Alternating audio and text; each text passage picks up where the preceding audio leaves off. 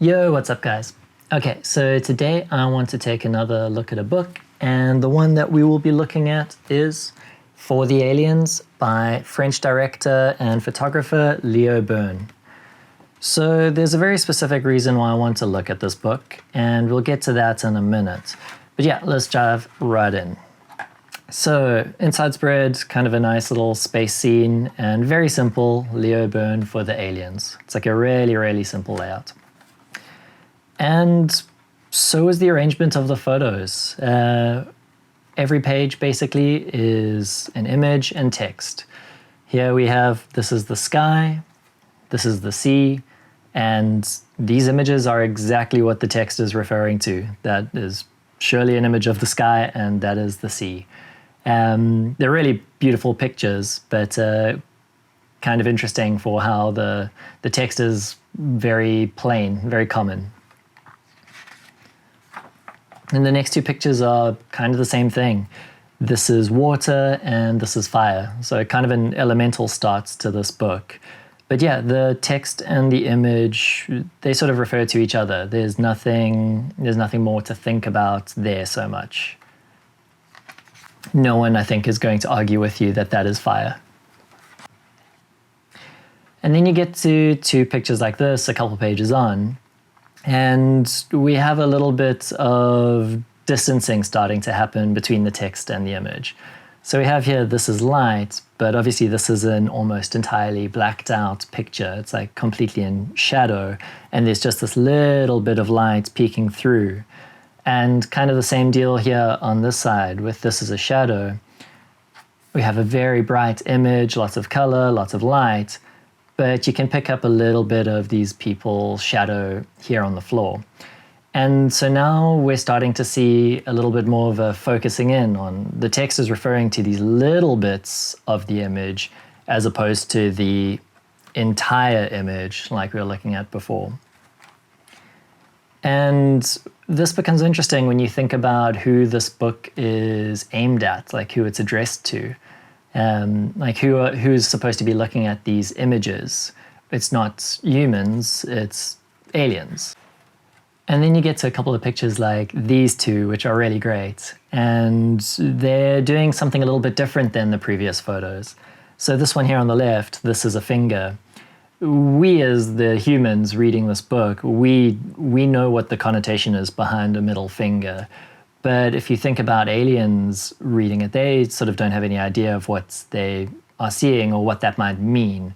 And so we as the reader start to have this double sense of what we're seeing, the way we know it to be and the way we imagine someone who doesn't understand it, how they might appreciate what they're seeing. And the same here for this one on the right. These are legs, and it's a really cool photo, like really fun. And just the way they've used, well, the photographers used these black gloves to match with the panties and the socks to, yeah, it's like the first time you look at it, it's like, whoa, like you kind of like, what am I looking at?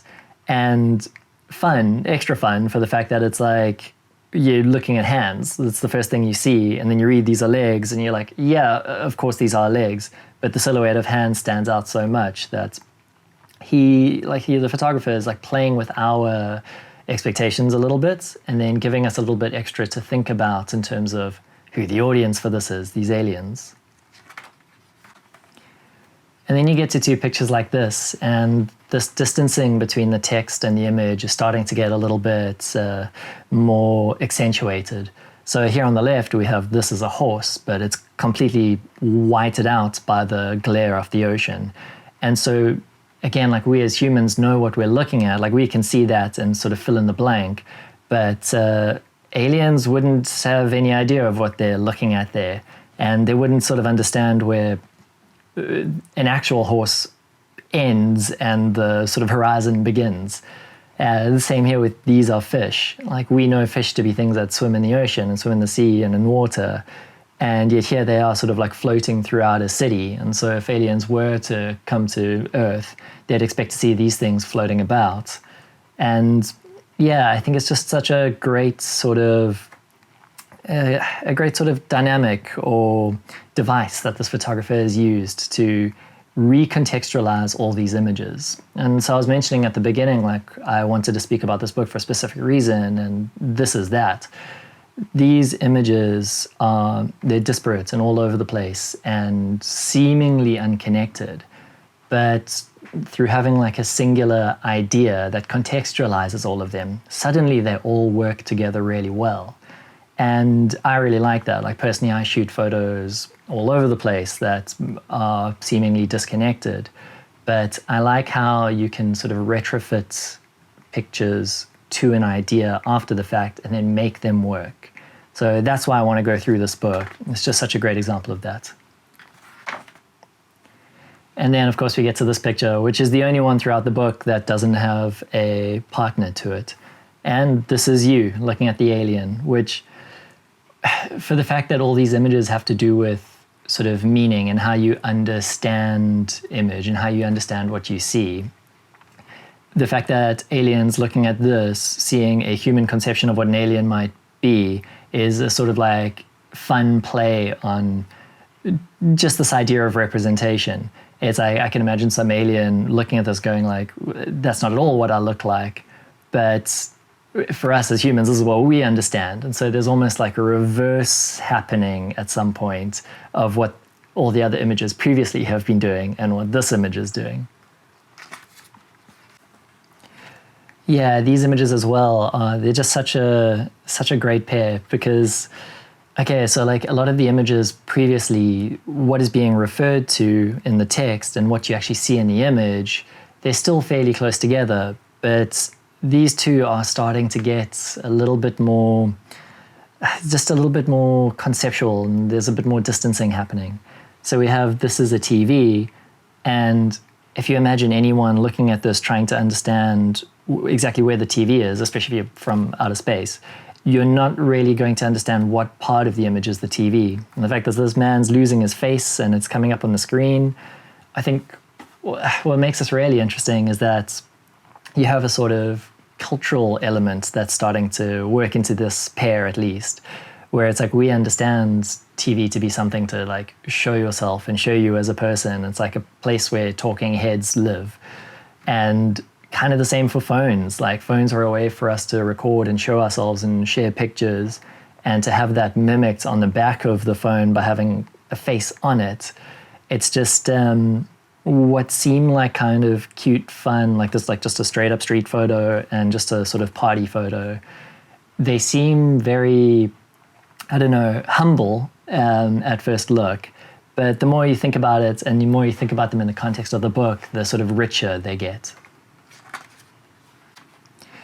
Okay, I had to skip over quite a lot of pictures there because there's a fair number that are like not safe for work. So if you do want to check out these pictures, I really recommend picking up this book.